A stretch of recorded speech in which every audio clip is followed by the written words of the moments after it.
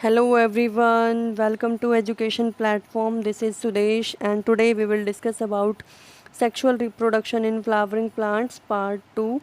In first part we discussed about the male reproductive organ of the flower, and in this part we will discuss about female reproductive organ of the flower.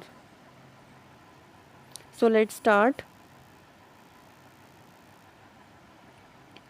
The pistil. Pistil is the female reproductive organ of the flower.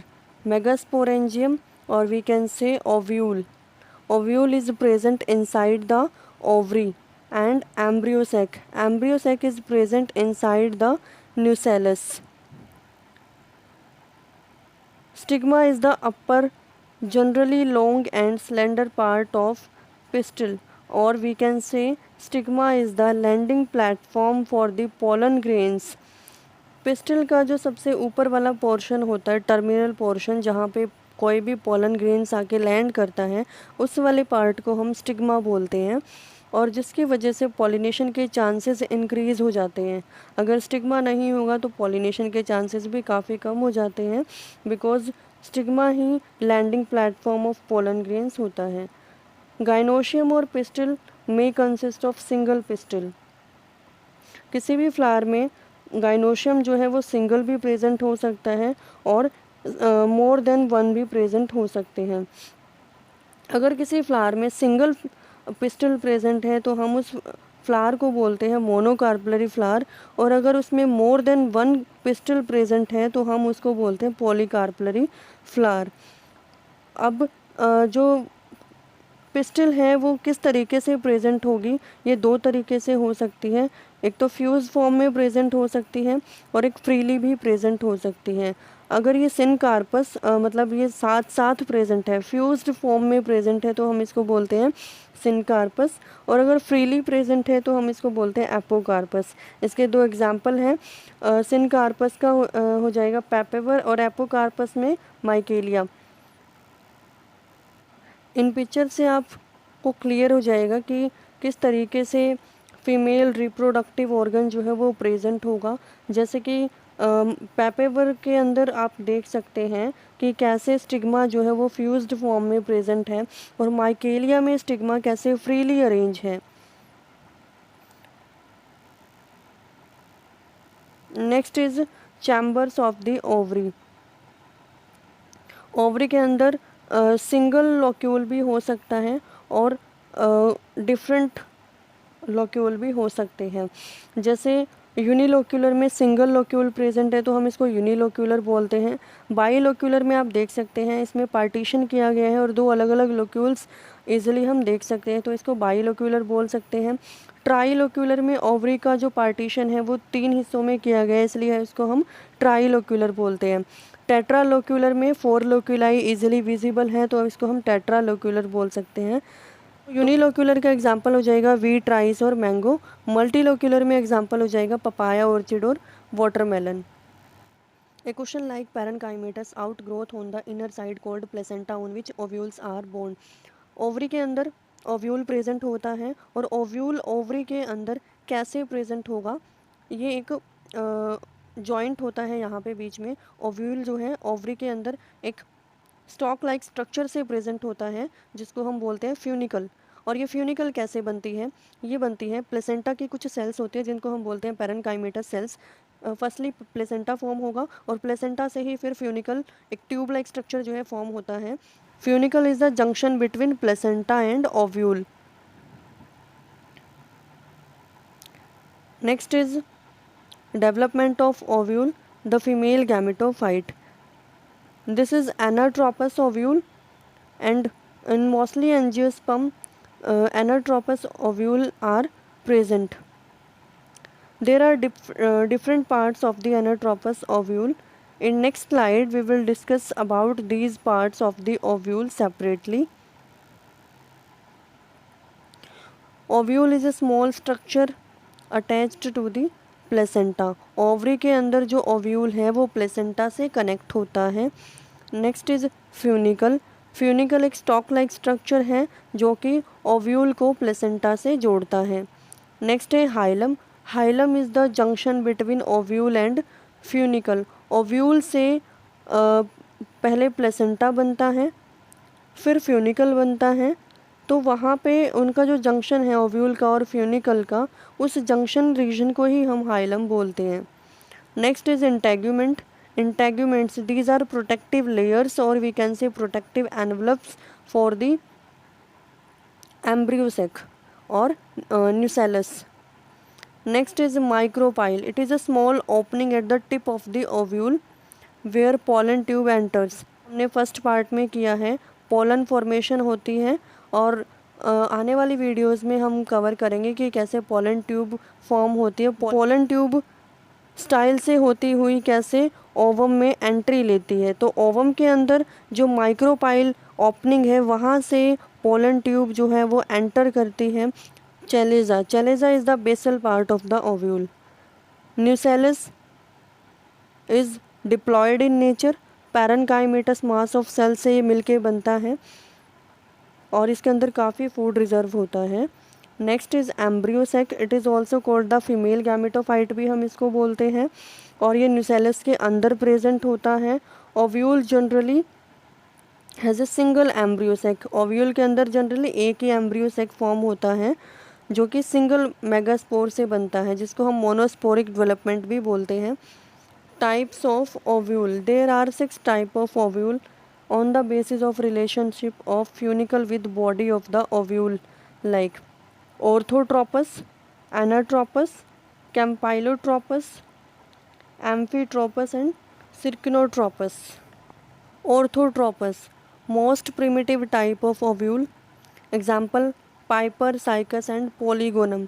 इसमें जो micropyle region है, chalaza and funicle, तीनों ही straight line में present होते हैं। इस ovule को हम बोलते हैं ऑर्थोट्रोपस। एनाट्रोपस में जो ओव्यूल है वो टर्न करता है 180 डिग्री के एंगल पे, इसलिए इसको इन्वर्टेड ओव्यूल भी कहा जाता है। Micropyle lies close to the hilum. Micropyle और हाइलम दोनों क्लोजली प्रेजेंट होते हैं और ये मोस्टली 82% एंजियोस्पर्म में पाया जाता है। Next is hemianatropous. Ovule turns at 90 degree angle to the funicle.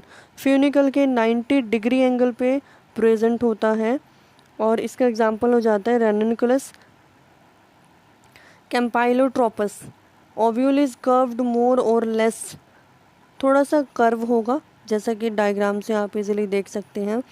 मोर और less at right angle, completely right angle नहीं है, राइट एंगल से थोड़ा सा कर्व पोजीशन में प्रेजेंट होता है।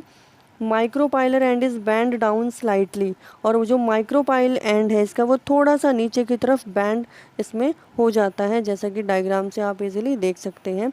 इसका एग्जाम्पल हो जाएगा लेग्यूमिनेसी फैमिली और Cruciferae family. Amphitropous, ovule and embryo sac is curved like horse shoe. जो हॉर्स शू के पोजीशन होती है उसी के अकॉर्डिंग इस ओव्यूल की भी पोजीशन हो जाती है। इसमें जो एम्ब्रियोसेक है वो कर्व शेप का हो जाता है। तो इसका एग्जांपल हो जाता है लैम्ना, पॉपी और Alisma. Circinotropous, ovule turns at more than 360। इसमें 360 एंगल पे या उससे भी ज़्यादा जो है ओव्यूल वो टर्न कर लेता है और इसमें फ्यूनिकल की लेंथ काफ़ी लॉन्ग हो जाती है और कॉइल्ड हो जाती है।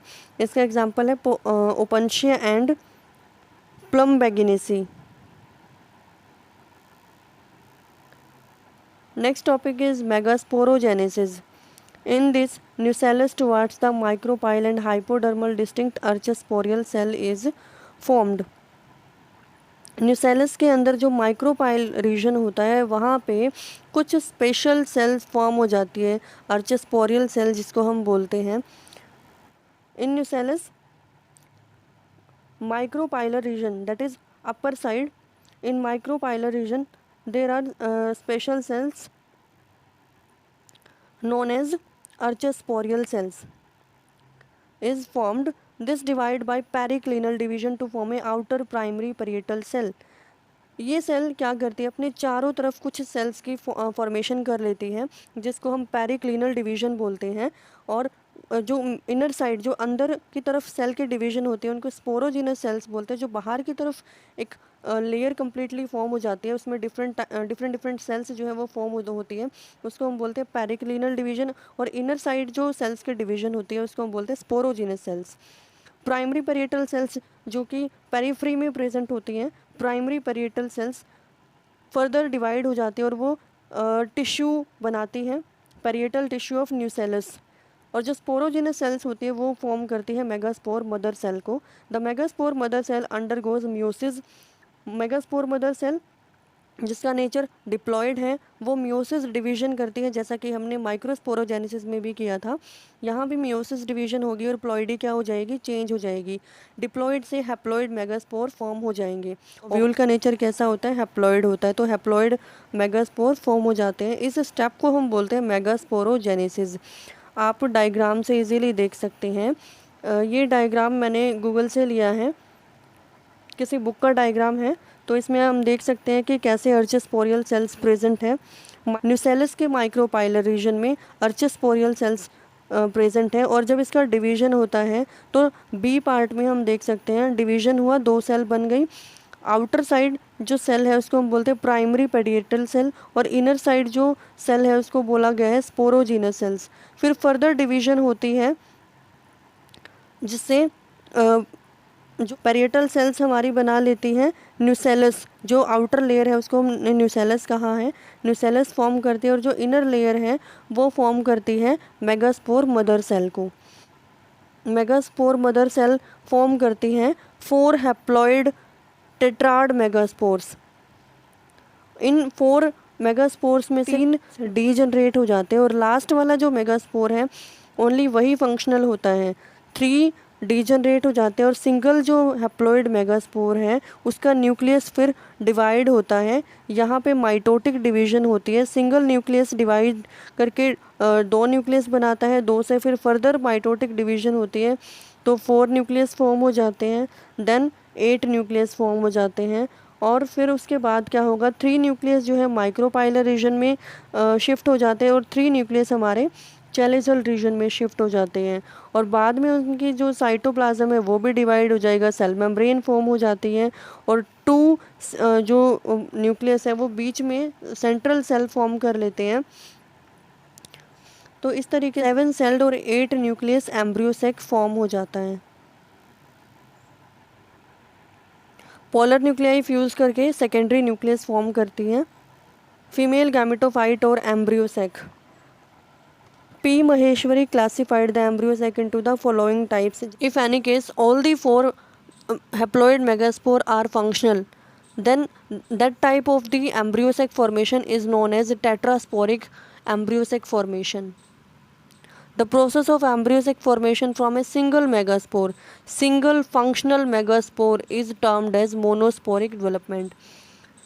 ये जो डायग्राम है मैंने NCERT से लिया है। इस development of monosporic embryo sac, monosporic embryo sac की फॉर्मेशन कैसे होती है। The functional megaspore forms female gametophyte और embryo sac 3 cells at chalazal end forms antipodal cells. Chalazal end पे जो हमारी सेल्स फॉर्म होती है उसको हम बोलते हैं antipodal cells.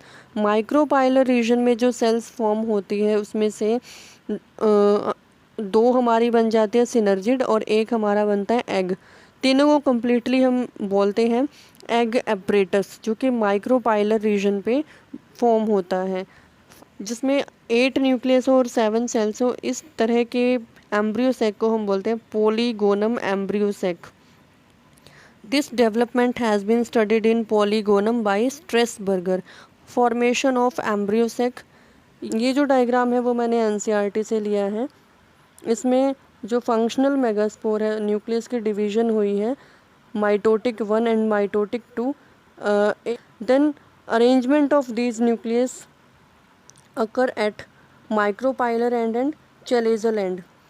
3 nucleus will shift to the micropylar end and 3 nucleus will shift at the chalazial end.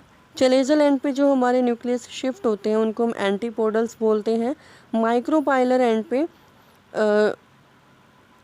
हमारा एग एपरेटस बनता है।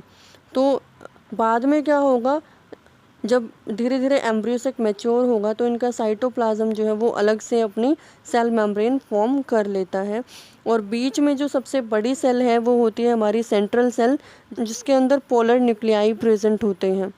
उसके बाद है सिनर्जिड और एग एपरेटस।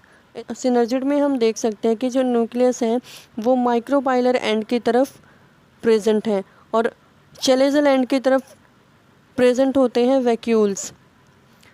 जबकि एग एपरेटस में जो न्यूक्लियस है वो बिल्कुल टर्मिनल रीजन पे प्रेजेंट है, मतलब इसका अपोजिट है।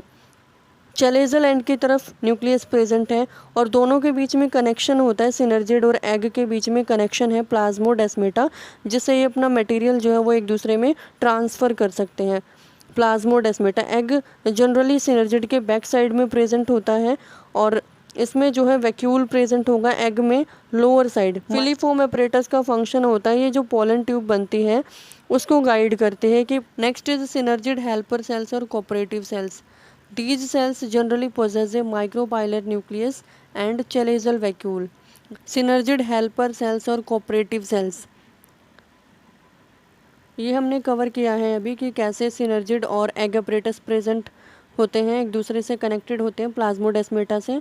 सिनर्जिड के अंदर कुछ सब्सटेंस रिलीज होते हैं, कीमोट्रोपिक सब्सटेंस, जो कि पोलन को डायरेक्शन देते हैं। एम्ब्रियोसैक में पोलन ग्रेन जो पोलन ट्यूब है वो कैसे ट्रैवल करेगी तो उसको गाइड करते हैं।